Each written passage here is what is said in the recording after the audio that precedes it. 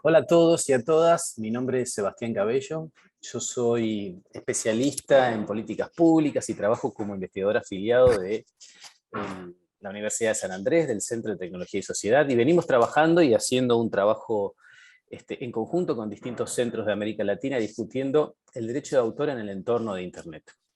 Y estamos acá con María Vázquez, que es decana del Departamento de Derecho, directora de la maestría y del Centro de Investigación de Propiedad Intelectual e Innovación de la Universidad de San Andrés. Buenos días, María, ¿qué tal? ¿Cómo estás? Hola, Seba, buen día y gracias por esta invitación a este foro para hablar de este tema que tanto nos apasiona y en el que estamos trabajando ya hace tiempo, así que muy interesante. Imagino que, bueno, como experta de propiedad intelectual y con tantos años de experiencia y además asociada con lo que es la OMPI, venís siguiendo mucho lo que es la evolución del entorno de Internet y cómo Internet está interpelando a los marcos normativos existentes en América Latina. ¿Cómo ves a esos marcos normativos? ¿Cómo están hoy? ¿Cómo se ven, están cruzados por Internet? Bueno, sí, Sebas, la verdad es que todo lo que es el entorno digital ha interpelado mucho a los marcos normativos de Latinoamérica desde todas sus distintas dinámicas, ¿no? Por un lado tenemos lo que es ya la conectividad, acceso a Internet, la neutralidad de la red, ¿no es cierto? Tanto que hemos hablado de la responsabilidad del intermediario, el tema de libertad de prensa, libertad de expresión, incluido el derecho al olvido, ¿no? Los temas de hate speech, o sea, tantos temas a donde nuestras normativas se ven constantemente interpelados, protección de datos, privacidad, bueno, publicidad. Hace poco estaba leyendo también de regímenes especiales para los influencers, ¿no? Estos protagonistas de las redes sociales que sí, que tienen un rol importante en lo que son las elecciones de los consumidores, etcétera. Y hasta en eso, en Latinoamérica ha habido, digamos, alguna especie de normativa en Colombia, por ejemplo, ¿no es cierto?, que tienen una guía de buenas prácticas en temas de publicidad a través de influencers o algo así. Pero bueno, en definitiva, hoy y lo que hemos estado estudiando tiene mucho que ver con los contenidos, ¿no es cierto? Los contenidos generados por los usuarios, el uso de esos contenidos, su reuso. Por ejemplo, algo que se crea en TikTok, se tuitea, se retuitea, se cambia, se incluye en un story, después se repostea en otro story, ¿no es cierto? Todo el tiempo el entorno digital genera nuevas dinámicas, usos tanto en lo social como en lo comercial. Eh, y sí, los temas legales que surgen también con la inteligencia artificial respecto a su autoría, ¿no es cierto? Los nuevos productos que se generan, los NFTs, bueno, incontables actividades en el entorno digital que ponen a prueba a nuestras normativas existentes. Ahora, y ahí viene, ¿no?, la pregunta que tanto se hace, y el usuario de Internet creo que se hace esta pregunta de ¿por qué estamos usando marcos normativos del siglo XX para problemas del siglo XXI? ¿No? ¿Hay retraso en estas legislaciones? ¿Hay una inadaptabilidad en estas legislaciones? Em, pero la verdad es que también hay otra cuestión que tiene que ver con lo armonizado, ¿no es cierto? El Internet tiene como característica esto tan descentralizado, multilateral, ¿no es cierto? Hasta cierto punto no regulado. em, y bueno, entonces, claro, digamos, el latinoamericano es distinto a un usuario en México que en Argentina, que en Colombia, y utilizando una red social que quién sabe tiene base o tiene su marco normativo vigente en otro país. Y en Estados Unidos, por ejemplo, donde puede haber una tradición jurídica en temas de derecho de autor que no necesariamente comparte la misma tradición que la nuestra, ¿no? La cuestión es que sí, hay mucho debate, hay mucha duda y muchas preguntas, ¿no es cierto? Preguntas que generan más preguntas. Y bueno, María, eso la verdad que sí, Internet lo cruza todo, ¿no? Es transversal. Eh, y obviamente la propiedad intelectual está ahí en danza. Y en particular en lo que es al derecho de autor, ¿cuáles son, crees, los cuestionamientos más relevantes o dónde se están dando las discusiones un poco más álgidas? de cómo está funcionando el derecho de autor hoy en la práctica, ¿no? Claro. ¿Qué tensiones se generan ahí? Bueno, yo creo que por un lado, en el derecho de autor, en la propiedad intelectual en general, eh, las legislaciones de nuestra región están armonizadas. Nosotros, una gran cantidad de los países del mundo, digamos, son firmantes del convenio de Berna en cuanto al derecho de autor. O sea que hay una armonización, ¿no es cierto? Y muchos de los países también se adhirieron al ADPIC, que viene como bajo el paraguas de la Organización Mundial de Comercio, ¿no? Y que ha servido, digamos, para armonizar lo que son estándares mínimos de protección en materia de propiedad intelectual, justamente. Pero en definitiva, creo que los mayores cuestionamientos en Internet tienen que ver con el uso de obras de terceros sin autorización en el entorno digital, sobre todo porque es algo que se hace tan usualmente, lo vemos todos los días, ¿no es cierto?, en lo que es la creación de una meme, de un story, ¿no es cierto?, de tantas... bueno, de tantos mecanismos tan habituales en Internet. Eso creo que es los grandes temas, el uso de obras de terceros. Por otro lado, también em, esto que vemos que tiene que ver con el derecho de autor versus la libertad de expresión, ¿no es cierto? O sea que tenemos dos derechos muy valiosos. Es muy valioso poder proteger al derecho del autor de una obra y darle lo que es suyo, y reconocerle esto, ¿no es cierto? Pero por otro lado, qué importante también es el acceso a la información por parte de la comunidad, qué importante es esta garantía constitucional de la libertad de expresión.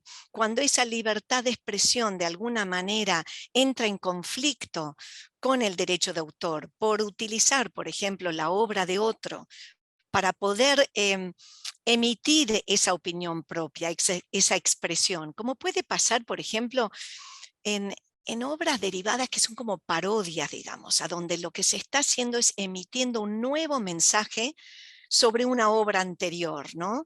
Creo que ese es uno de los grandes temas. Bueno, junto, por supuesto, con responsabilidad de los intermediarios, lo hemos visto mucho en estos últimos años, hasta qué punto es responsable esa plataforma, la red social, ¿no es cierto?, por las infracciones a los derechos de autor que ocurren dentro de su plataforma, dentro de sus aplicaciones o dentro de sus sitios web, ¿no? Em, y después creo que hay algo que, bueno, viene diría, desde los años 2000, ¿no? Cuando empezaron estas bajas ilegales de contenidos. Bueno, este tema de que hay una cierta tolerancia al ilícito, ¿no? Es decir, si la ley de propiedad intelectual, el marco normativo de propiedad intelectual en Latinoamérica va a seguir siendo el que es hoy, em, efectivamente no se están persiguiendo a todos los usuarios de Internet que, que cometen infracciones a esto, ¿no es cierto? De alguna manera estamos generando una cultura de tolerar esa ilegalidad o de impunidad, ¿se entiende, no? Es muy difícil identificar a los infractores, ¿no? Estoy recordando cuando en su momento surgió Napster, por ejemplo, y la RIA, the Recording Industry Association of America, trataba de, bueno, identificar quiénes eran los individuos, en cuál server habían sido bajados, digamos, la música ilegalmente, porque Napster no estaba cometiendo una ilegalidad, ¿no es cierto? En nuestro país la normativa dice que lo que no se puede hacer es editar, reproducir o vender una obra sin permiso de su titular. Bueno, Napster no estaba vendiendo, no estaba editando, no estaba reproduciendo. Sin embargo, los usuarios de Napster sí lo estaban haciendo en esta tecnología peer-to-peer, ¿no? Entonces, ¿cómo se persigue eso? La RIA intentó perseguir uno por uno. Fue una medida sumamente no popular y que le hizo muy mal, digamos, a la imagen de esta asociación en su momento. De hecho, lo dejaron de hacer. Pero bueno, lo traigo a colación de lo difícil que es si seguimos con esta normativa exactamente como está, vamos a seguir también con una tolerancia a lo ilegal. ¿Se entiende, Seba, lo que digo? Por supuesto, María. Sí, obviamente ahí es cuando entra a jugar a ver cuál es el rol o la visión del Estado para entender también lo que funciona como un mercado, ¿no? Ahí acá va mi sesgo de economista. Yo sé que vos dirigís una maestría de Derecho, pero digo, bueno, ¿cómo funciona el mercado de la propiedad intelectual? Y si hay alguien mirándolo, supervisándolo, cómo se regulan o se miran otros mercados. Incluso ponerle a alguno que no estén regulados, no necesariamente tiene que ser de servicio público, no, hay muchos servicios privados, pero las telecomunicaciones o Internet. El derecho de autor en esto parece estar un poco huérfano de alguna de esas miradas, porque los entes o la mirada del Estado no termina de ser integral, sino muchas veces se ven algunos parches de regulaciones y cosas que se van sumando. Pero me interesa que nos cuentes un poco algo de lo que uno de tus grupos de investigación que estuviste coordinando, que estuvo trabajando sobre el tema de las limitaciones y excepciones al derecho de autor. Sí. Porque eso se lo entiende como que actualizar esas limitaciones puede dar un poco más de oxígeno, ¿no? Ujú. A estas tensiones. Y eso puede ser algo necesario. Bueno, ¿qué crees de eso? Si nos puedes explicar un poco qué son y muy brevemente qué están mirando ustedes. Bueno, sí, a ver, entonces creo que sí que es importante saber que hay flexibilidades en el derecho de autor, ¿no es cierto? Em, Prácticamente todas las legislaciones del mundo van a dar a los autores y a los titulares de un derecho de autor este derecho exclusivo sobre sus obras, ¿no? Y sobre la reproducción, la venta, la transformación, la comunicación al público de sus obras, cualquier forma de explotación patrimonial, ¿no es cierto? Ahora, por otro lado, también existe esta como limitación o excepción al derecho de autor, ¿no es cierto? Justamente para reconocer otro derecho, que es un derecho a acceso a la información, ¿no es cierto? En algunos casos. Em, y bueno, estas excepciones y limitaciones tienen también, digamos, unas condiciones, lo que dice la Convención de Berna, ¿no es cierto? Es que van a existir estas limitaciones o estas excepciones siempre y cuando se cumpla la regla de los 3 pasos, ¿no es cierto? Se trate de casos especiales, ¿no es cierto? Algo especial, un caso específico. No atente esta excepción contra la explotación normal de la obra y no haya un perjuicio injustificado a los intereses de los autores. Acá tenemos también algo que tiene que ver con esto, que es algo de lo que vos hablabas recién.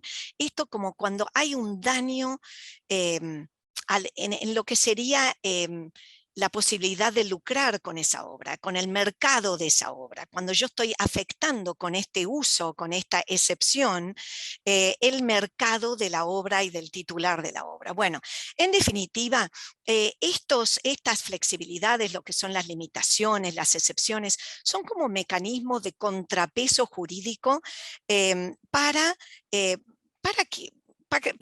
Digamos, para esos derechos que son los de, como yo digo, acceso a la cultura, el derecho a la educación, el acceso a la información, la libertad de expresión y etcétera, ¿no es cierto? La libertad de prensa también, importantísimo. Entonces, ¿cuáles son estas excepciones? Bueno, nuestras normativas en Latinoamérica, todas tienen algunas de estas excepciones son básicas, como puede ser la cita, el derecho de cita, ¿no?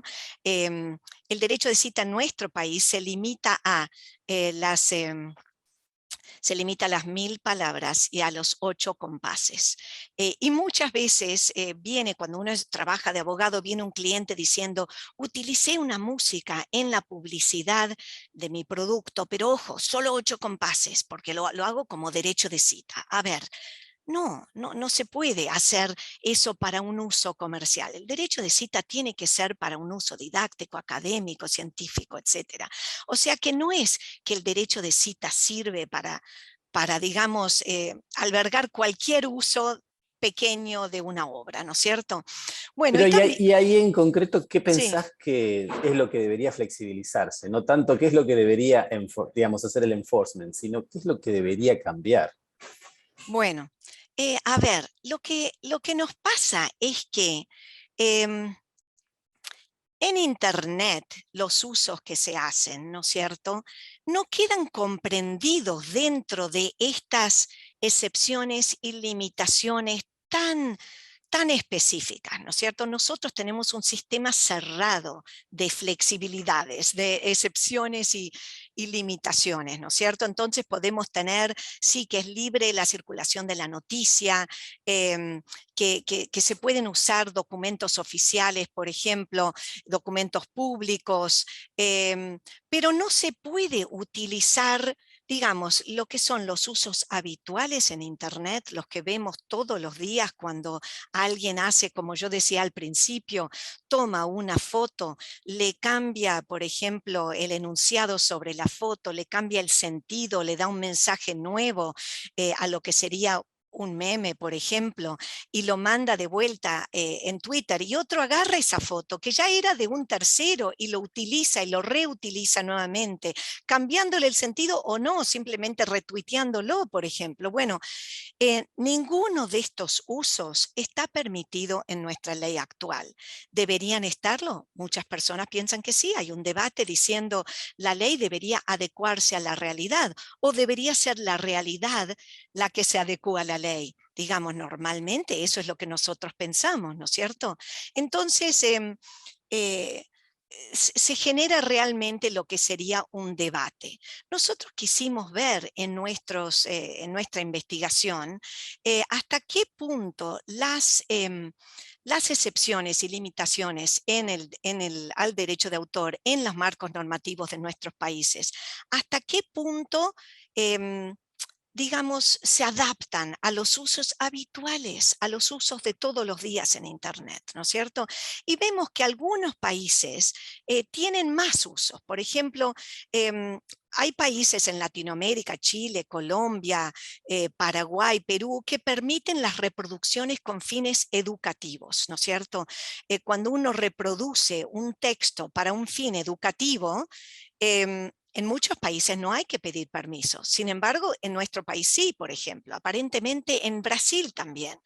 Eh, y después hay, digamos, hay normativas que además de tener digamos, este sistema cerrado que enumera exhaustivamente cuáles son las limitaciones y excepciones que se pueden utilizar a donde hay libre circulación, libre utilización de la obra. eh, hay países, sobre todo aquellos anglosajones, digamos, adheridos al sistema de copyright, que en vez de tener un sistema cerrado con excepciones individuales, tienen más bien criterios amplios. Y esos criterios, que en Estados Unidos se llaman de fair use, indican, o sea, son los jueces quienes miran a ver si este uso era un uso justo, era un uso legítimo, era un fair use o no. ¿Y cómo se fijan en eso? Bueno, se fijan primero el propósito de la obra, la naturaleza de la obra, si es de ficción o no. Se fijan si hubo realmente un efecto sobre el mercado de la obra original o no. Se fijan la cantidad del uso. Realmente, a ver, si alguien utilizó un meme, ¿fue algo muy pequeño o fue la totalidad de la obra que se utilizó? Bueno, tienen criterios más amplios y hasta un criterio, que es el quinto, que es el de uso transformativo.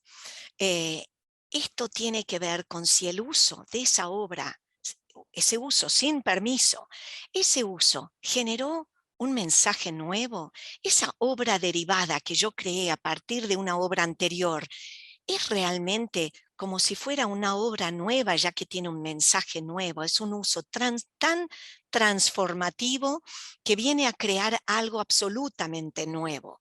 Bueno, estas son las cosas que se fijan los jueces, ¿no es cierto? Y ahí entra también la libertad de expresión. Pero bueno, de todas maneras, esto no existe en nuestros países. Debería existir y muchos piensan que no, porque realmente da lugar a una incertidumbre, ¿no es cierto? Es mucho más fácil saber cómo va a salir algo si uno tiene para aplicar estas 5 excepciones que tenemos en nuestra ley, o las 10 que hay en otras normativas latinoamericanas. Pero si lo que tenemos son criterios que se flexibilizan y que los jueces utilizan para tratar de sacar en limpio cuál es un uso justo y cuál no, bueno, no hay certeza jurídica. Y por eso mucha gente no está de acuerdo con esto. Habría que ver, ¿no es cierto?, cuando vos me decís qué es lo que habría que hacer. Nosotros estamos ahora investigando esto para ver si en nuestra jurisprudencia en Argentina y en Latinoamérica con otros investigadores de distintos países, ¿se están utilizando algunos de estos criterios de fair use?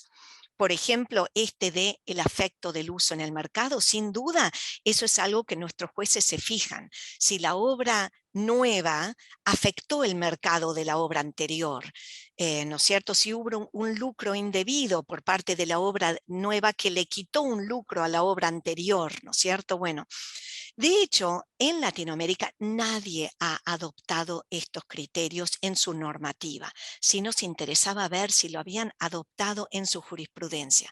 Pero según entiendo, Ecuador tiene en este código de ingenios que tiene algo muy parecido a lo que es el fair use, esos criterios, ¿no es cierto?, más flexibles de excepciones al derecho de autor. Bueno, todo esto es lo que estamos investigando ahora. Hasta ahora estuvimos viendo todas las excepciones existentes en los marcos normativos de Latinoamérica y ahora queremos dar un paso más. Espectacular, María. La verdad que me da mucha curiosidad y espero que aquellos que nos estén viendo también les dé curiosidad leer los trabajos que estamos aquí compilando, que es un esfuerzo de distintos centros de investigación, de la Universidad del Rosario, de Colombia, del Instituto de Tecnología y Sociedad de la Universidad de Río de Janeiro, el Centro LATAM Digital de México y bueno, y el CEPIN y el CETIS aquí de la Casa de San Andrés. Para cerrar, María, entonces, veo ahí esa tensión, ¿no? Yo como no abogado, esa tensión entre flexibilizar o no las regulaciones. Bueno, ¿qué crees que, digamos, cuál es tu pronóstico? ¿Hacia dónde van a ir las cosas? ¿No? Obviamente desde el lado del lado de la política pública y aquellos que quieren velar más por el interés público, no tanto el de los autores, sino el del interés público en general, que ve la visión del estado de bienestar. Bueno, podría decirse que la flexibilización es necesaria y es deseable, porque si todo es muy proscriptivo, es imposible, nunca la ley va a llegar y hacer un catch-up preciso. Pero ¿qué pensás vos? ¿Y qué se piensa desde del CEPIN? Bueno, digamos, yo creo realmente esto que estuvimos hablando antes. Yo creo que va a haber una flexibilización a donde quizás haya mayores cantidades, digamos, más excepción, pero siempre dentro de un sistema cerrado. Eso es lo que creo. Que en Latinoamérica nosotros preferimos ese estilo de sistema de excepciones, ¿no es cierto? Pero yo veo que a través de los años las excepciones son mayores que antes. Y aquí en Argentina, por ejemplo, necesitamos un poco más de excepción con respecto al uso por bibliotecas de las obras, ¿no es cierto? El uso educativo, el uso en la clase online, que tanta falta hacía, digamos, durante la pandemia, uso de obras, que haya una excepción para utilizar estas obras para fines educativos, fines de bibliotecas, etcétera. Eso sin duda. Lo que yo no creo es que en Latinoamérica se va a abrazar mucho estos principios del fair use que existen en copyright. Ojo, mis alumnos van a decir, a mí me interesa mucho el tema del fair use. Es algo, Sebas, apasionante para leer. Estos casos a donde uno ve que el juez tiene que realmente ponerse en este lugar y ver si el uso que se hizo es suficientemente transformativo como para generar un nuevo mensaje. Y si está generando un nuevo mensaje, quiere decir que ahí tiene que ver con la libertad de expresión. Muchas veces en Latinoamérica pensamos que la libertad de expresión se limita más bien a la expresión política, ¿no es cierto? Pero sabemos que el artículo 13 en la Convención Americana de Derechos Humanos dice em, que comprende más bien la libertad de buscar, recibir y difundir información de toda índole, de ideas de toda índole, ¿no es cierto? Em, entonces, cuando uno ve que en Latinoamérica hay expresiones de opiniones, por ejemplo, por medio de TikTok, por decir algo. En TikTok, bueno, sabemos que en general se crean contenidos en TikTok a través de obras preexistentes, ¿no es cierto? Por lo menos canciones preexistentes, etcétera. Entonces, si ahora en Latinoamérica empieza a haber más y más remoción de contenidos de plataformas, ¿no es cierto? Como ha pasado, bueno, en la Ley Federal de Derechos de Autor de México, por ejemplo, desde que ellos, esta es una ley, como yo dije, de mediados del siglo pasado, pero en una de sus últimas revisiones, creo que es la última, en julio de 2020, bueno, México tuvo que rever y reformar su ley de copyright para adaptarlo al acuerdo que tienen con Estados Unidos, el TEMEC, lo que ellos llaman el TEMEC en México, ¿no? Bueno, a raíz de eso se incorporó, digamos, a la legislación mexicana estos sistemas de remoción, ¿no es cierto?, de notice and takedown. Y bueno, ahí hay que pensar también esto que hace para la libertad de expresión en Latinoamérica, ¿no es cierto? Que es tan importante para nosotros en nuestros pueblos, para todos los pueblos, pero digamos, es algo que realmente es necesario que podamos expresar nuestras opiniones. Y si se hace a través de géneros como si fueran de TikTok, etcétera, o de memes. Bueno, me parece también peligroso que haya notice and takedown automático, ¿no es cierto? Porque esto produce además lo que llaman el chilling effect, ¿no es cierto? El enfriamiento, esta inhibición o desincentivo de realizar o de ejercer un derecho, como es el del derecho a la opinión propia, a la libertad de expresión, ¿no es cierto? Bueno, esto es un poquito lo que veo. No creo que haya grandes cambios en cuanto a abrazar normativas como son las del Fair Use, si bien a mí me parece que son normativas sumamente interesantes de investigar y de ver si se puede de alguna manera aprender algo de esas normativas que son muy útiles en los usos habituales que se hacen en Internet, ¿no es cierto?, en el entorno digital. Bueno, aprendamos a ver qué podríamos utilizar de eso, quizás dentro de nuestros sistemas cerrados de excepciones y limitaciones a la propiedad intelectual. Veamos cómo los podemos adaptar, ¿no? Eso siempre me parece algo interesante. Así que creo que la cosa va a ir por ahí. ¿Qué te parece, Sebas? Espectacular, María. La verdad que nos diste un panorama y nos dejaste con más preguntas, qué es lo que tiene que hacer todo docente a la hora digamos, de motivar e incluso, bueno, de pensar bueno, el estado de cosas y hacia dónde van. Así que, bueno, espero que todos hayan disfrutado como yo esta charla y que, bueno, visiten todos los artículos y el trabajo que han hecho distintos investigadores o grupos de investigación, porque, bueno, representan distintos puntos de vista, todos en torno a lo mismo, a lo que es el derecho de autor en Internet, algunos más renovadores, otros quizás un poco más tímidos, pero con una visión de querer plantearse esto, de querer plantearse qué es necesario y tener una visión más holística. Así que María, te agradezco y espero que, bueno, que siga la producción intelectual. Gracias, Eva, gracias por esta invitación. Y sí, sigan leyendo porque están saliendo cosas muy interesantes en estos temas. Son los temas del momento, así que súper interesante estar involucrado. Gracias a todos y a todas, un saludo para toda América Latina.